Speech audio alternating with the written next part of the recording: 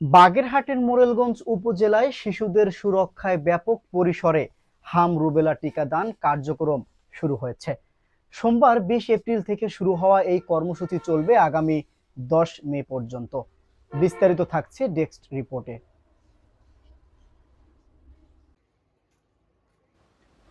বাগেরহাটের মোরেলগঞ্জ উপজেলায় এই কার্যক্রমে মোট 385টি কেন্দ্রে একযোগে টিকা প্রদান করা হচ্ছে।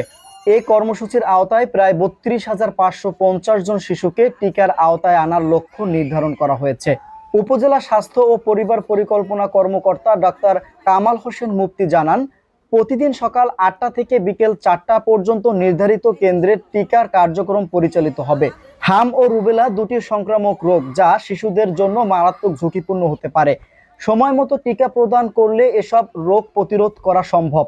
তাই সকল অভিভাবককে নির্ধারিত সময়ের মধ্যে তাদের সন্তানদেরকে টিকা কেন্দ্রে নিয়ে আসার আহ্বান জানান। তারা আরও জানান, হাম ও রুবেলা প্রতিরোধ এই টিকাটি অত্যন্ত কার্যকর, তাই সকল শিশুদের টিকা গ্রহণ নিশ্চিত করা জরুরি। সংশ্লিষ্টরা জানিয়েছেন, উপজেলা প্রত্যন্ত অঞ্চল সহ সকল এলাকায় শিশুদের সহজে টিকা গ্রহণ নিশ্চিত করতে প্রয়োজনীয় ব্যবস্থা গ্রহণ করা হয়েছে। উপজেলা স্বাস্থ্য কর্মকর্তারা অভিভাবকদের নির্ধারিত সময়ের মধ্যে নিকটস্থ টিকা কেন্দ্রে শিশুদের নিয়ে এসে টিকা প্রদান করার আহ্বান জানিয়েছেন। ভালো দেখতেছি ইনশাল্লাহ। আমাদের 4টা পর্যন্ত তো আমাদের প্রোগ্রাম, আমরা ইনশাল্লাহ এই টার্গেট পর্যন্ত আমরা পৌঁছতে পারবো, এতে কোনো সমস্যা হবে না। এবং আমাদের অভিভাবকের খুবই আগ্রহ, তারা এই হামের টিকার জন্য আমাদের প্রতিদিনই ফোন দিতে থাকে। মোহাম্মদ ইকলাস শেখ, মোরেলগঞ্জ, বাগেরহাট।